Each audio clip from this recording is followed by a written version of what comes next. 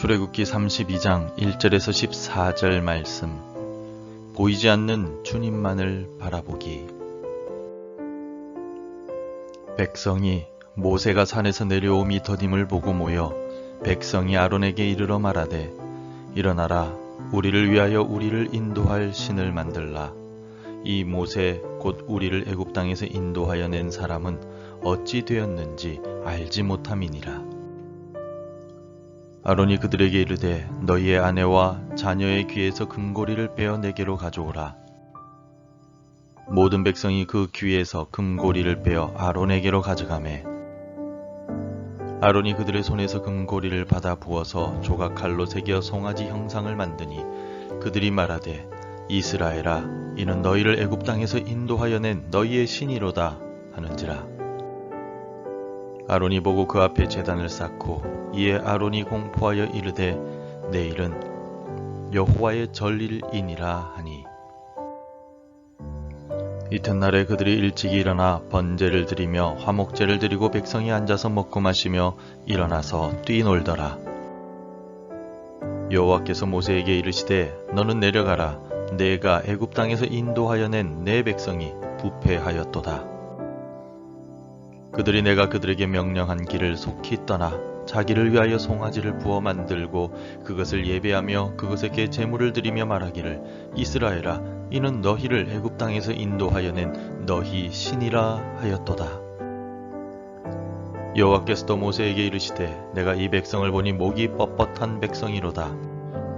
그런즉 내가 하는 대로 두라. 내가 그들에게 진노하여 그들을 진멸하고 너를 큰 나라가 되게 하리라.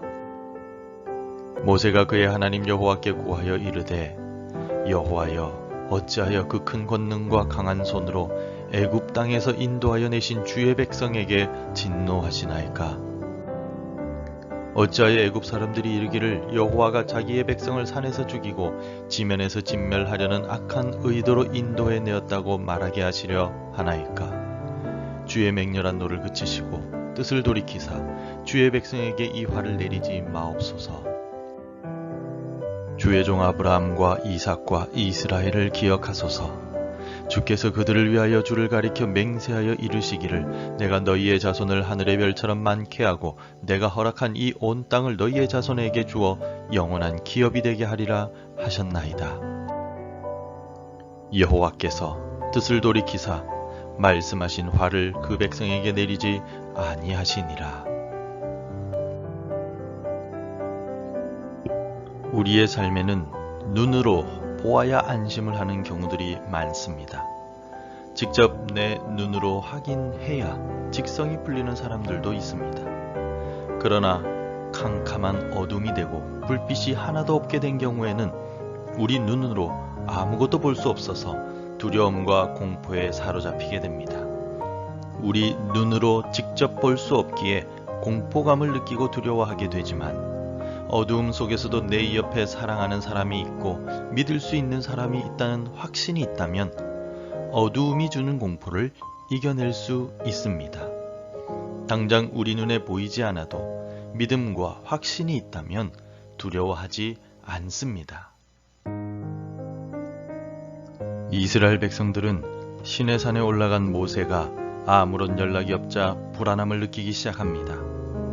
애굽에서 나온 후 시내산까지는 왔는데 이제 더 이상 하나님의 말씀도 없고 지도자인 모세 역시 눈으로 볼 수가 없습니다. 시간이 점점 흐르면서 이스라엘 백성들은 앞으로 가나안 땅까지 자신들을 인도해줄 새로운 인도자를 구하게 됩니다. 그래서 이스라엘 백성들은 모세의 형인 아론에게 찾아옵니다. 그리고 자신들을 광야에서 인도하여 가나안 땅에 들어가게 해줄 새로운 신을 만들라고 요구합니다.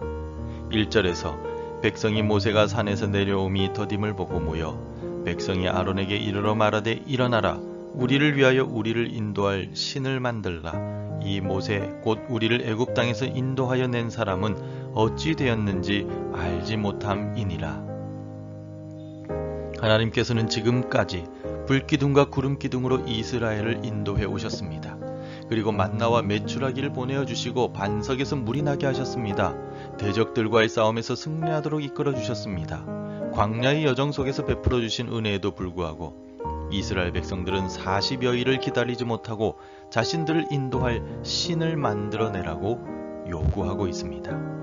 만든다라는 이 말은 형상을 깎아 만든다라는 의미와 함께 신을 만들어낸다는 의미도 가지고 있습니다. 인간이 신을 깎아서 만들고 형상을 만들어낸다는 뜻으로 우상 숭배를 뜻합니다. 즉 이스라엘 백성은 아론에게 찾아가 자신들의 인도자가 될 신을 깎아달라고 요구하고 있습니다. 백성들의 요구를 들은 아론은 기다렸다는 듯이 백성들에게 금고리를 받고 녹여서 송아지 형상을 만듭니다. 4절에서 아론이 그들의 손에서 금고리를 받아 부어서 조각칼로 세여 송아지 형상을 만드니 그들이 말하되 이스라엘아 이는 너희를 애굽 땅에서 인도하여 낸 너희의 신이로다 하는지라. 결국 아론과 이스라엘 백성들은 조각칼로 새겨서 사람의 손으로 송아지 형상을 만들었습니다. 그리고 애굽에서 이스라엘을 구원하신 신이자 가나안 땅으로 인도할 신이라고 선언합니다. 게다가 내일은 여호와의 절일 즉 축제일로 정하고 새로운 신에게 여호와라는 이름을 붙이고 그 신을 공개적으로 섬기는 날로 선언합니다. 결국 금송아지 앞에서 뛰며 우상 숭배를 하게 됩니다. 광야에서 행한 이들의 금송아지 숭배는 이후에 이스라엘 백성들의 발목을 잡는 우상 숭배의 대표적인 범죄 행위가 되고 맙니다. 남북 왕조로 나누어졌을 당시에는 북이스라엘의 여로보암이 단과 베델에 금송아지를 세워 하나님이라고 선언하여 백성 전체가 우상 숭배하게 만들었습니다. 지금까지는 눈에 보이는 모세라는 지도자를 통하여 하나님을 섬겼습니다. 하나님께서는 직접 모습을 보이시지 않고 모세를 통하여 역사하시고 능력을 베푸시며 인도하셨습니다. 그래서 모세가 당장 눈에 보이지 않자 모세를 대신할 눈에 보이는 무엇인가를 찾게 된 것입니다. 비록 우리의 눈에 하나님이 형상으로 보이지 않아도 하나님은 여전히 우리를 다스리시고 통치하고 계십니다. 우리를 바른 길로 인도하시고 계십니다. 그러므로 우리의 인도자여 선한 목자이신 하나님만을 섬기며 살아가야만 합니다. 하나님의 말씀에 순종해야만 합니다. 하나님을 나의 유익을 위한 수단으로 삼지 말고 우리가 하나님의 종이 되어 하나님만을 섬기고 온전한 예배를 드려야만 합니다. 세상에 화려한 것이나 풍성한 것이 아닌 우리의 창조주이시며 인도자가 되시는 하나님만 섬기는 우리 모두가 되길 바랍니다. 시편 62편의 저자는 구원과 소망이 되시는 하나님만 바라보라 라고 선언하고 있습니다. 우리 주 예수 그리스도께서도 광야에서 사단에게 주 너의 하나님께 경배하고 다만 그를 섬기라 라고 말씀하셨습니다. 사도 바울도 무엇을 하든지 하나님의 영광을 위해 하라 라고 고린도 교회 성도들에게 권면하고 있습니다. 우리 인생의 선한 목자가 되시는 하나님께서 우리에게 주신 구원과 은혜의 약속을 기억하며 붙잡으며 살아갑시다. 당장 우리의 눈에 보이지는 않지만 하나님 나라에 들어갈 때 얼굴과 얼굴을 맞대고 볼 것입니다. 그때까지 우리 삶의 주인이 되시는 하나님만을 붙들고 푸른 초장과 쉴만한 물가로 인도하시겠다는 주의 약속을 의지하며 오늘을 살아가는 우리가 되길 소망합니다. 기도하겠습니다. 하나님 아버지, 새날을 우리에게 주셔서 감사합니다. 비록 우리 하나님이 우리의 눈에 보이지 않고 하나님을 만질 수는 없지만 여전히 우리의 삶을 인도하시고 우리를 보호하시는 능력의 하나님이신 줄로 믿습니다. 오늘 하루를 살아가면서 우리의 선한 목자가 되신 하나님께서 인도하시는 대로 순종하며 따라가는 삶이 되게 도와주시고 보이지 않는다고 하여 하나님을 의심하거나 하나님을 떠나지 아니하도록 큰 믿음을 우리에게 주옵소서. 예수님 이름으로 기도합니다. 아멘. 함께 기도해 주시기 바랍니다.